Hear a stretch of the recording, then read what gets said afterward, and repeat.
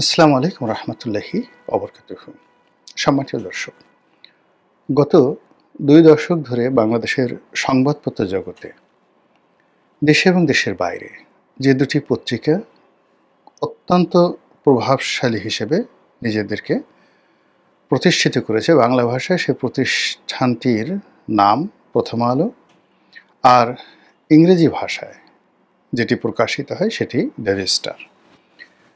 Daily star এবং প্রথম আলোর মালিক বাংলাদেশের শীর্ষ শিল্প প্রতিষ্ঠান ট্রান্সকম গ্রুপ মিস্টার লতিফুর রহমান।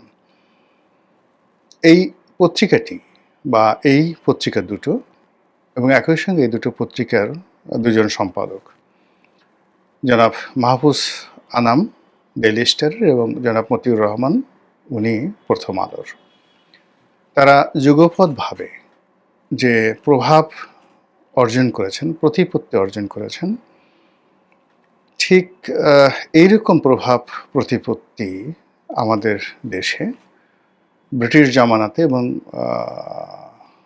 জামানাতে ভারতের বাংলাভাষী মানুষের মধ্যে, অর্থাৎ এই বাংলা এবং অপর বাংলায় আজাদের সম্পাদক মাওলানা আকরাম খান উনি ছিলেন, আর ইত্তেফাকের সম্পাদক তোফাজ্জল হোসেন মানিক মিয়া ছিলেন। কিন্তু আকরাম খাঁ এবং তোফাজ্জল হোসেন মানিক মিয়ার যে মানবিক মূল্যবোধ ছিল, সমাজের প্রতি তাদের যে কন্ট্রিবিউশন ছিল এবং রাজনীতির সঙ্গে তাদের যে সম্পর্ক ছিল, তার প্রেক্ষিতে তোফাজ্জল হোসেন মানিক মিয়াকে তার যুগে সবাই অবলীলায় বটবৃক্ষ মনে করতেন সব ক্ষেত্রে। বাংলাদেশের বঙ্গবন্ধু শেখ মুজিবুর রহমান থেকে শুরু করে যত রাজনীতিবিদ ছিলেন, তিনি সকলের মুরব্বী এবং বটবৃক্ষ ছিলেন।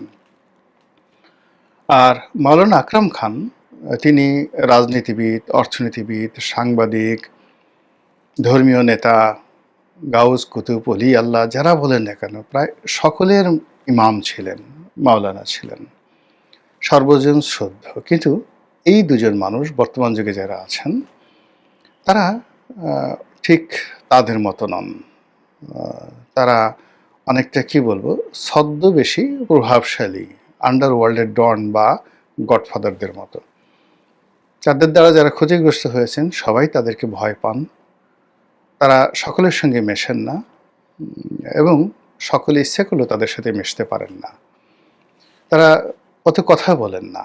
অতীতের যে সকল প্রথিত যশা সাংবাদিক ছিলেন তাদের মতো তারা অত কথা বলেন না, কিন্তু তারা যে একটা গ্রুপ মেনটেন করেন, চিন্তা চেতনা, কর্ম, প্রচার প্রপাগান্ডা থেকে শুরু করে শিল্প সাহিত্য, ব্যবসা বাণিজ্য, সেখানে যে গ্রুপটি তৈরি করেন এটিকে অনেকে বাঙ্গু বলে তাদেরকে ঠাট্টা মস্করা করেন, এলিট বাঙ্গু, অভিজাত বাঙ্গু। আর তারা যে কাজগুলো করেছে সেই কাজের ফলে আমাদের গত ২০ বছর ধরে সমাজের যে একটা বিবর্তন ঘটেছে, সেই বিবর্তনের চরম সংঘর্ষে আজ প্রথম আলো এবং ডেইলি স্টারের মতো প্রতিষ্ঠানে অগ্নিকাণ্ড, লুটপাট এবং তছনছের ঘটনা ঘটল। কেন ঘটল সেই কাহিনী বলবো। কারা করালো, কী কারণে করলো, এটা মোরালেস আপনারা আমরা সবাই জানি। ওটা নিয়ে আলোচনা করার জন্য আসলে খুব বেশি পাণ্ডিত্যের দরকার হবে না, আপনারা সবাই জানেন। কিন্তু এই যে দৃশ্য, মানে প্রথম আলো এবং মানে ডেইলি স্টারে যে ঘটনা ঘটলো, এটি নিয়ে সাধারণ আমজনতার কোনো মাথা ব্যথা নেই, কারোর মধ্যে কোনো অনুশোচনা নেই। কিছু মানুষ যারা চিন্তা করলেন কিছু বলা দরকার, তাই তারা অনুশোচনা করছে, কিন্তু অনেকে বেশিরভাগ ক্ষেত্রে মনে মনে খুশি হয়েছে। রাজনৈতিক দলগুলো কেউ সহমর্মিতা জানায়নি।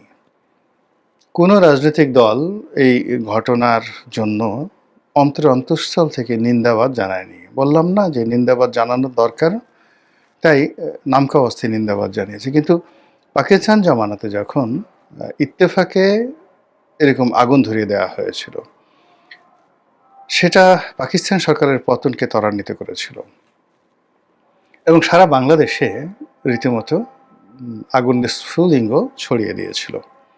কিন্তু এই বাংলায় এই সময়টিতে 18 কোটি মানুষের দেশে দেশের সবচেয়ে জনপ্রিয়, সবচেয়ে প্রভাবশালী দুটো পত্রিকাতে এরকম ঘটনা ঘটল, কিন্তু সেই তুলনায় এখানে যে প্রতিক্রিয়া নেই বললেই চলে। অন্যদিকে যারা ক্ষতিগ্রস্ত হয়েছেন, যারা বিভিন্ন সময় বিভিন্ন মানুষের মধ্যে উত্তেজনা তৈরি করেছেন, মানুষের মধ্যে বিভ্রান্তি তৈরি করেছেন, তারা নিজেরাও এই বিষয়গুলো নিয়ে, অর্থাৎ কেন তাদের ওখানে আগুন দেয়া হলো, কারা দিল, কী কারণে দিল, এটা নিয়ে তারা আর দ্বিতীয়বার ইন ডিটেইলস তাদের যে ঘৃণা, তাদের যে ক্রোধ, তাদের যে ক্ষোভ, তারা সেটা প্রকাশ করতে পারল না। রাষ্ট্র এত দুর্বল অবস্থায় পৌঁছে গিয়েছে যে রোম যখন পুড়ছিল তখন নীরবাসী বাজাচ্ছিল, তার চাইতেও জঘন্যভাবে পুরো রাষ্ট্র ব্যবস্থা, ডেইলি স্টার এবং প্রথম আলোর যে অফিস তছনছ হয়েছে। এটা বাদ দেন সব কিছু, এটা একটা প্রাইভেট প্রপার্টি, ব্যক্তিগত সম্পত্তি, এটা রক্ষা করা রাষ্ট্রের মৌলিক কর্তব্য। আজ এখানে রাষ্ট্র যে সক্ষমতা দেখাতে পারল না, কাজেই এটা চলতে থাকলে আগামীতে রাষ্ট্রের আরও গুরুত্বপূর্ণ, আরও সেন্সিটিভ এবং যাকে বলা হয় আরও স্পর্শকাতর যে জায়গাগুলো, সেখানে যদি সন্ত্রাসীর আক্রমণ চালায়, রাষ্ট্রের অবস্থা একই হবে।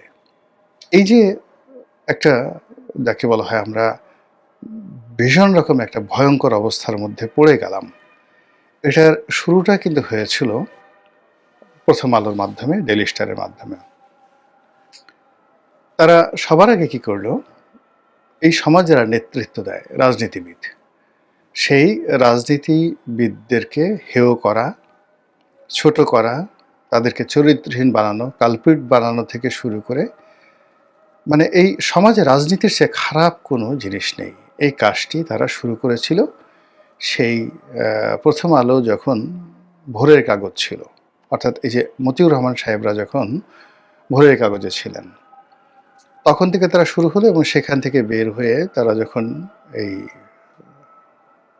প্রথম আলো করলেন, অর্থাৎ ভোরের কাগজ থেকে বের হয়ে প্রথম আলো করলেন, তখন থেকে তারা এইটা এত জোরে সোরে শুরু করলো যে যখনই কোনো রাজনীতিবিদকে তারা টার্গেট করেছে, তখনই তার ক্যারিয়ার, জীবন যৌবন সব শেষ করে দিয়েছে। অর্থাৎ তারা ব্যক্তিগতভাবে যেমন ধরুন স্বামী উসমান তৈরি করেছে, লক্ষ্মীপুরের তাহের তৈরি করেছে, যাকে যাকে তারপরে ফেনীর জয়নাল হাজারীকে টার্গেট করেছে, এরকম যত রাজনীতিবিদ আছেন। আর রাজনৈতিক দল হিসেবে বিএনপি এবং আওয়ামী লীগ, অন্যান্য রাজনৈতিক দল, জাতীয় পার্টি তাদেরকে টিটকারি করেছে, তাচ্ছিল্য করেছে।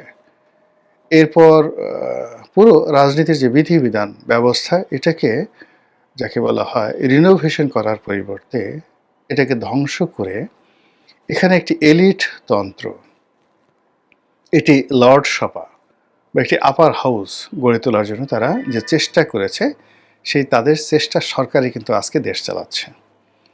এই যে ডক্টর মোহাম্মদ ইউনূস, এটা প্রথম আলোর সৃষ্টি, আসিফ নজরুল, তারপরে এই যে আপনার ধরেন রেজওয়ানা, সৈয়দা রেজওয়ানা হাসান, এরপর যে ফয়জুল করিম খান, তারপরে ফরিদা আক্তার, এরপর যেটা আরেকজনে যে আদিলুর রহমান শুভ্র, মানে যারা আছেন, তারপর এই যে এখন বাংলাদেশ ব্যাংকের গভর্নর, তারপরে অর্থ উপদেষ্টা সালেহ সাহেব, এরা সবাই প্রথম আলোর বাই প্রোডাক্ট। গত 20 বছর ধরে এদের সবাইকে প্রথম আলো লালন করেছে, পালন করেছে, পরিচর্যা করেছে, এবং তাদের মাধ্যমে সারা বাংলাদেশে একটা ন্যারেটিভ তৈরি করেছে যে এই লোকগুলো, অর্থাৎ এই যে টিআইবি, ইফতেখার সাহেব এখন আছেন, আগে অধ্যাপক ছিলেন এক ভদ্রলোক, মারা গেছেন তিনি। তো সেই যে ভদ্রলোক তিনি, তারপরে দেবপ্রিয় ভট্টাচার্য, মানে সিপিডির দেবপ্রিয় ভট্টাচার্য, অধ্যাপক রেহমান সোবাহান, এরপরে ডক্টর কামাল হোসেন সাহেবের যে মেয়ে সারা হোসেন, মানে এই যে টোটাল গ্রুপ, এরাই হল এলিট বাঙ্গু।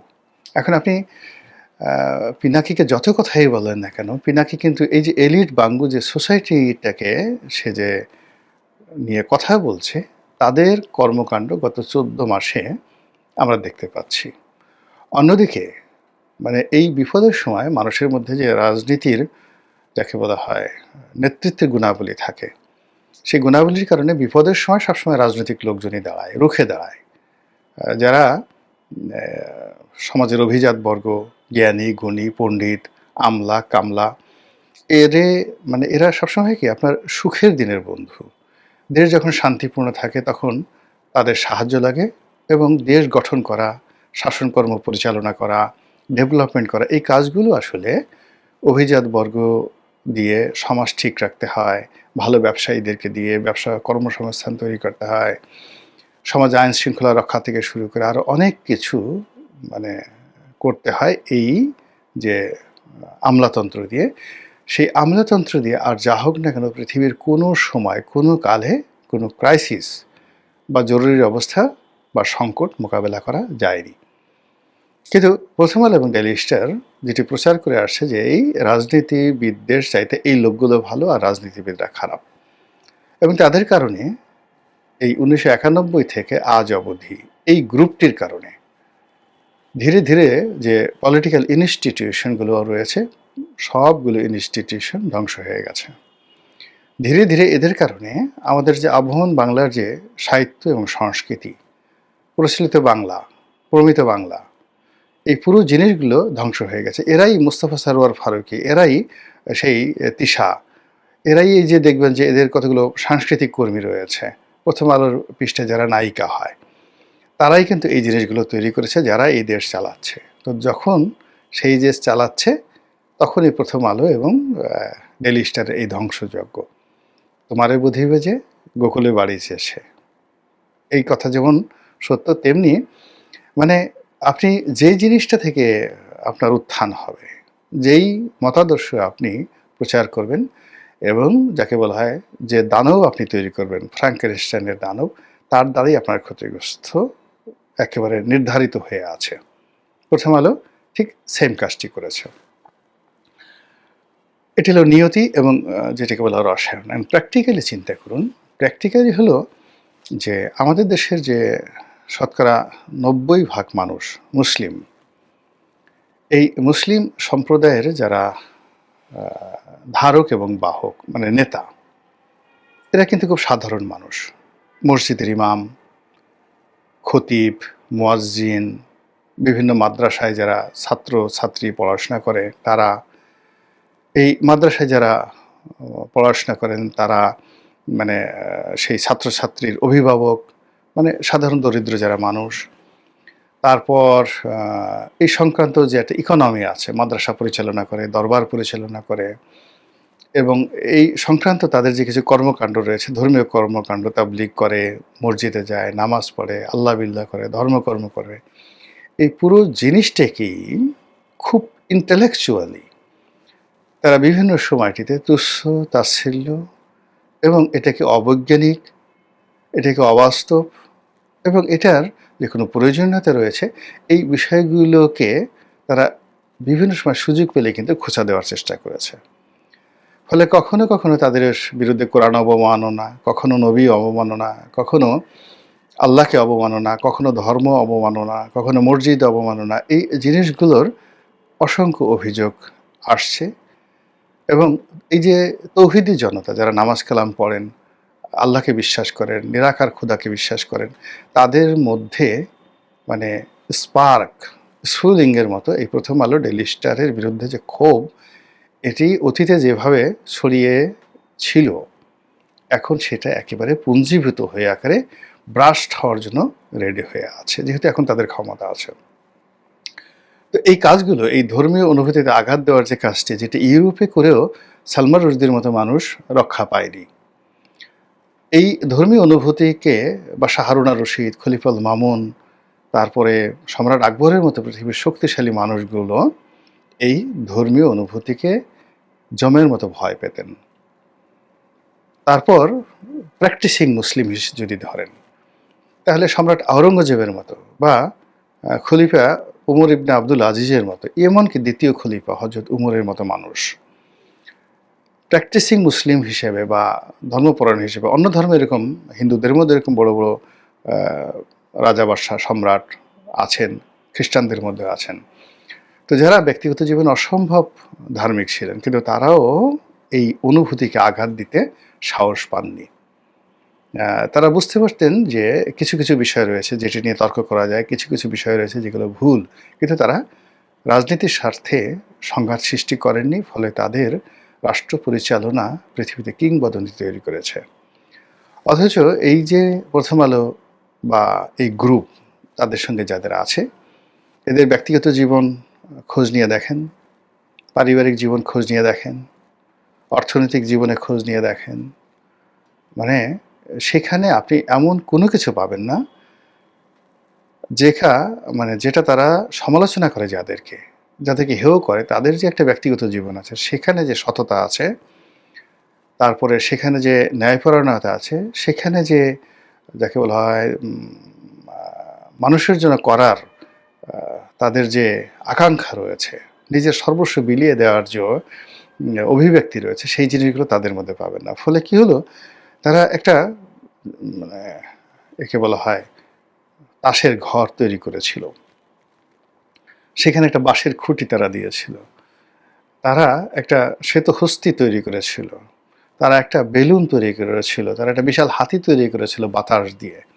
এই পুরো জিনিসটি তাদেরই তৈরি করা একটি সরকার, ইনফ্লুয়েন্সড একটি সরকার। সেই সরকারের অধীনে তারা এইভাবে ভেঙে পড়বে, এর থেকে অন্যান্য যারা সৌধ নির্মাণ করতে চান তাদেরকে শিক্ষা নিতে হবে। এখন প্রথম আলোর মতো আরও অনেক প্রতিষ্ঠান দাঁড়িয়ে গেছে, প্রথম আলোর কাউন্টার পক্ষ, তারা ঠিক সেই প্রথম আলো যে কাজটি করেছে তার বিপরীত কর্ম করার জন্য এখন তারা স্বপ্ন দেখছেন, চেষ্টা চালাচ্ছেন।